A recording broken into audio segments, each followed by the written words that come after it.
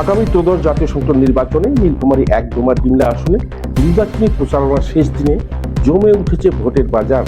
উক্ত আসনের সকল প্রার্থী হাজার হাজার নেতাকর্মী এবং সমর্থক নিয়ে ডোমার বাজারে মিছিল এবং জনসভা করেছে।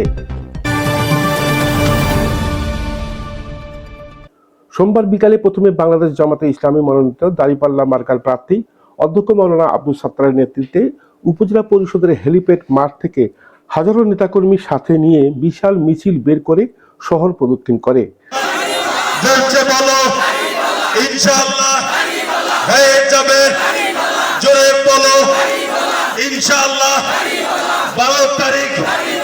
মিছিলটি ডোমার বাজার শাহপাড়া ঘুরিয়ে হাই স্কুল মাঠে হৃদয় স্বাধীনতা চত্বরে জনসভা বক্তব্য রাখেন তিনি।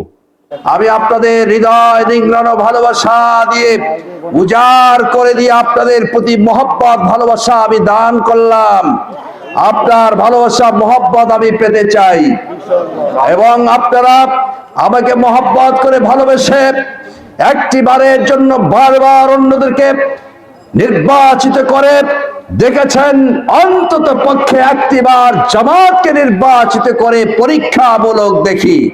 অপরদিকে ডোমার বাজারস্থান হতে বিএনপি জোটের মনোনীত জমিয়তে উলামা ইসলামের মহাসচিব মাওলানা মঞ্জুরুল ইসলাম আফেন্দি খেজুর গাছ মার্কার প্রচার মিছিল বের করে। হাজারো কর্মী এবং সমর্থক নিয়ে মিছিলটি শহরের প্রধান সড়ক প্রদক্ষিণ করে ডোমার বাজারস্থান পাটগ্রাম মাঠে জনসভায় অংশ নেয়।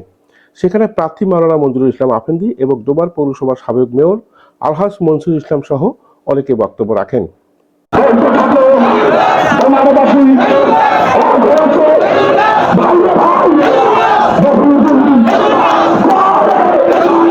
এজন্য বলছি যে আপনারা ডোমারবাসী পৌরবাসী আপনারা সবাই মিলে আমরা আফেন্দি সাহেবের খেজুর গাছ মার্কায় ভোট দেবো। তো আমাদের সম্পর্ক স্থায়ী সম্পর্ক ইনশাআল্লাহ। আল্লাহ যদি আমাদের সবাইকে কবুল করেন, আমি আপনাদের আদর স্নেহ মায়া মমতা থেকে বঞ্চিত হতে চাই না। সন্তানকে আপনারা গ্রহণ করবেন। এরপরে ডোমার বনোয়ারি মোড় এলাকা থেকে বাংলাদেশ ন্যাপ মনোনীত গাভী মার্কার প্রার্থী দলের চেয়ারম্যান জেবির রহমান গানির নেতৃত্বে কর্মী এবং সমর্থকদের অংশগ্রহণে বিশাল প্রচার মিছিল বের করে এলাকার গুরুত্বপূর্ণ সড়ক প্রদক্ষিণ করে ডোমার বাজার বাটার মোড় এলাকায় জনসভা অনুষ্ঠিত হয়।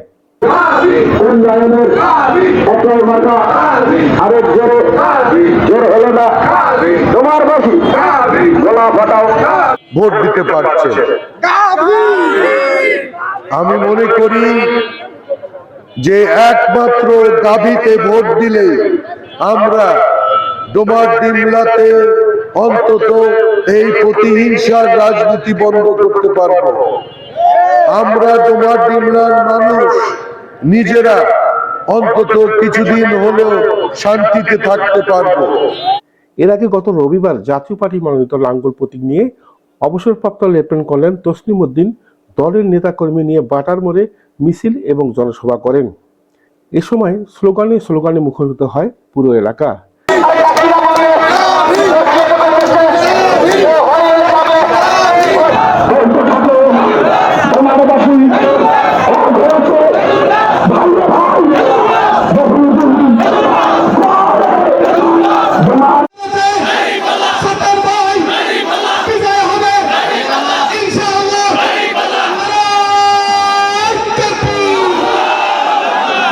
মিছিলের কারণে দীর্ঘক্ষণ ধরে যান চলাচল বন্ধ থাকে।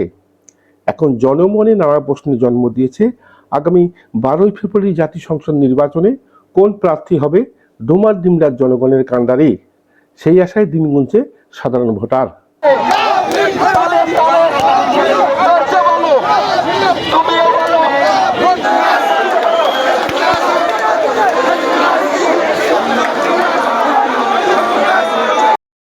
আনিসুর রহমান মানিক, সার্কি নিউজ।